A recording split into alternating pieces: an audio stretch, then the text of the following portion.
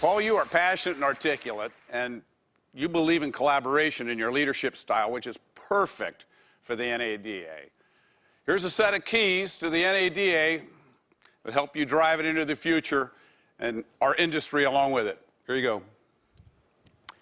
Thank you, Rhett. You have led us through a truly remarkable year. And on behalf of NADA and franchise dealers all across this country, thank you for what you did this year. Thank you. Thank you.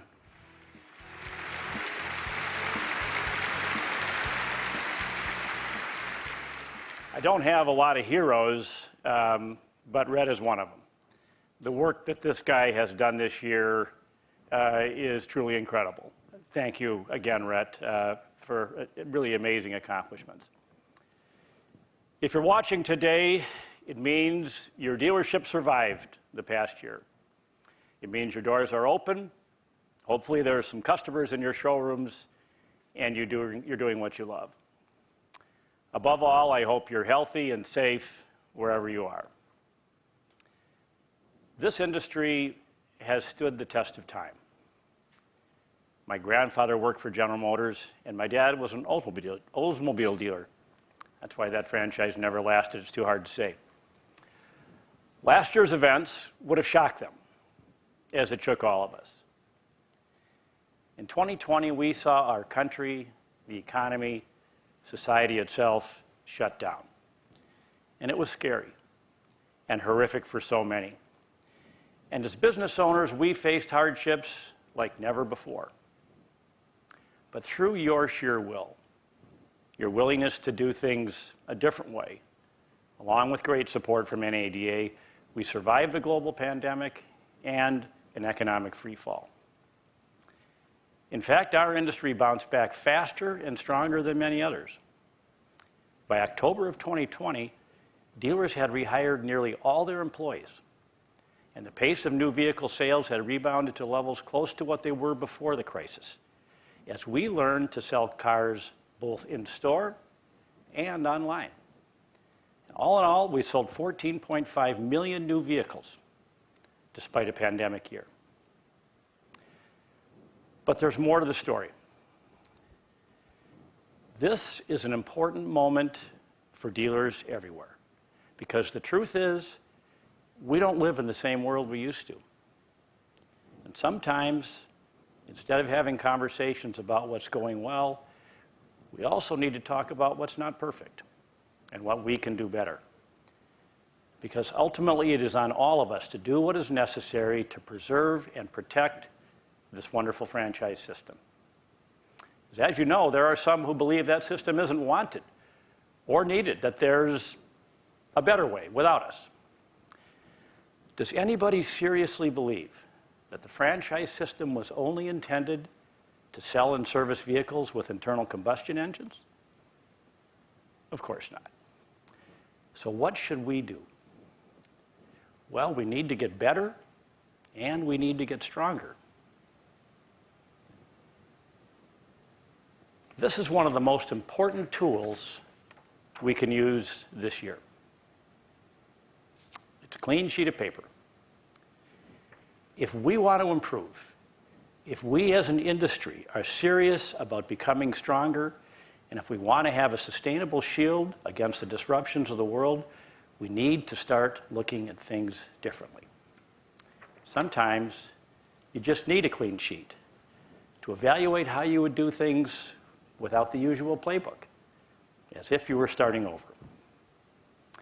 With that in mind, let's look at 3 areas that, if improved, could materially strengthen the franchise system: diversity and inclusion, dealer and OEM relationships, and dealer involvement. Let's start with diversity and inclusion. These are not just buzzwords. Diversity pervades every aspect of our culture, including business. Today, there are more than 331 million people in the United States, which makes us the 3rd largest country in the world, but no one holds a candle to our diversity. Between now and 2030, minority racial groups will get bigger, with Hispanic and Latino populations making up 21% of the pie, followed by Black and Asian Americans. And if you think this is a long way from now, think again. On the first day of 2020, whites under the age of 18 were already in the minority. The bottom line, we are seeing the most significant demographic shift in American history. But are we seeing it in our dealerships? The National Association of Minority Auto Dealers was founded in 1980. And while the total number of minority-owned dealerships has slightly increased since then, the number of African-American-owned dealerships has declined. There are 16,500 plus dealerships in the United States, and of that, only 1,243 are minority-owned. As one of the most powerful industries in the world, we can and should do more. For 3 reasons. First, it's the right thing to do. Second, it's good for business. And third, it actually strengthens our franchise system. Why is diversity good for business? There's a powerful quote I came across. Listen to this.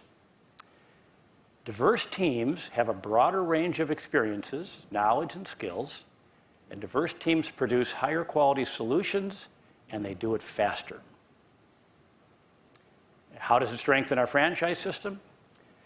Well, if we can become an industry that reflects the rich diversity all around us, it will elevate our value in the business community and our credibility in the political environment. Who's going to attack an industry that encompasses everyone? So after 40 years of limited progress, what can we do differently?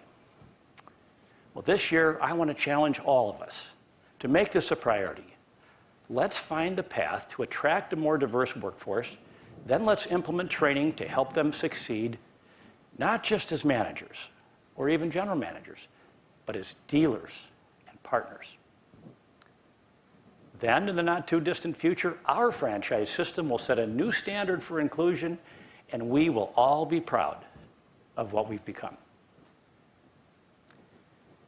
This brings me to the second challenge, dealer and OEM relations. In the 40 years I've been in this business, I've noticed an important dynamic. There's a connection between what OEMs do and how dealers behave. And unfortunately, dealers and OEMs have spent years fighting over the scraps. We can do better. But we must look at everything through the lens of the customer. The sales process, the online process, the way we advertise, the way we interact in our showrooms and our service centers, and after the sale. Every time we touch a customer, we ought to think about how our decisions impact them. At the end of the day, customers want 3 things: speed, transparency, and control in the process. We are not the Amazon of the industry, and we don't pretend to be. But people don't want to spend 4 hours understanding the price of a car. The moment customers walk into our stores or start shopping online, the clock is ticking. And shortening the transaction time is critical to our survival. And that starts with the price of the car. Auto retail desperately needs transparency. Complex incentive programs make things so confusing that sometimes even difficult for us dealers to know what a car costs. This is the #1 culprit that taints our business, the value of our brands, and our integrity. Most of all, this lack of transparency destroys the customer experience and their trust. It's 2021. We have enough challenges. But this should no longer be one of them. In January, McKinsey released a global survey of more than 800 executives, and it showed that the strongest businesses are the ones reinventing themselves. They're good at reevaluating old processes, making them new, making them more nimble, and they're increasing speed and productivity. If we want to strengthen our franchise system, it starts with the process. Let's keep it simple. Let's make it clear, and let's put control in the hands of where it belongs, with the customer. This brings me to our third issue, dealer involvement and participation. Dealers across the country, all of us, must get more involved. How? With your state legislators, with your members of Congress, and with your state and national trade associations. Our elected officials don't always understand our business, so we need to help them understand what we do and why it's important. Just imagine what your business would look like if the following issues had gone a different way. Like when the CFPB wanted to eliminate dealer reserve. Imagine a dealership where customers can't save on financing. Or when Congress wanted to eliminate the deduction for floor plan interest. Imagine your taxes going up significantly. Or when the government wanted to levy 25% tariffs on the entire industry.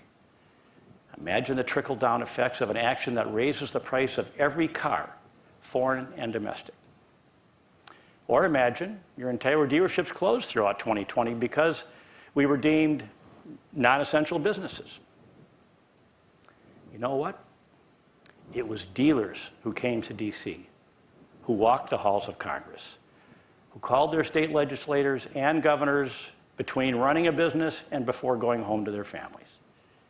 Those engaged dealers advocated for all of us. And together, working with our elected officials, we saved dealer reserve and kept floor plan interest fully deductible, fought off destructive tariffs, and kept our businesses open. It was dealers who made the difference. In 2009, several Minnesota dealerships were targeted to be closed. So I got in touch with Senator Amy Klobuchar. Why her? Well, I had been the Finance Committee chairperson for her opponent. That's right. I was responsible for raising the campaign money that would beat her. Well, obviously I didn't do that very well. We lost that election. But after the loss, I took the time to call Senator Klobuchar, and I congratulated her. And we built a good relationship. So when dealers received those OEM notices, I was able to call my elected official, my former opponent, now my friend. And she came to the rescue of Minnesota dealers, and many stores were saved. She's been a friend of the dealers ever since because she understands the vital economic role that we play in our communities, which goes to show our work transcends political lines. And this year, we'll be working with the Biden administration. So build those relationships, who's ever in office. It will make a difference one day. You know, I started this year with my own clean sheet. For me, it represents a new path forward and the potential for doing things differently. I started with more questions than answers, but that's okay. If we can improve what we do and how we work, if we create a culture where more of us can succeed, and if we all take accountability for this industry, then there will be no question about the franchise system. That it is, in fact, a system that people do want and that they will always need. So get a clean sheet of paper. Let's fill up that empty space. Let's reshape the discussion because there's a new world around us with critical challenges ahead. Yes, this is an important moment for dealers, and what we do with this moment can make even better moments for our customers, our employees, and the entire industry. I'm excited to be on this journey with all of you. Thanks, and let's have a great year.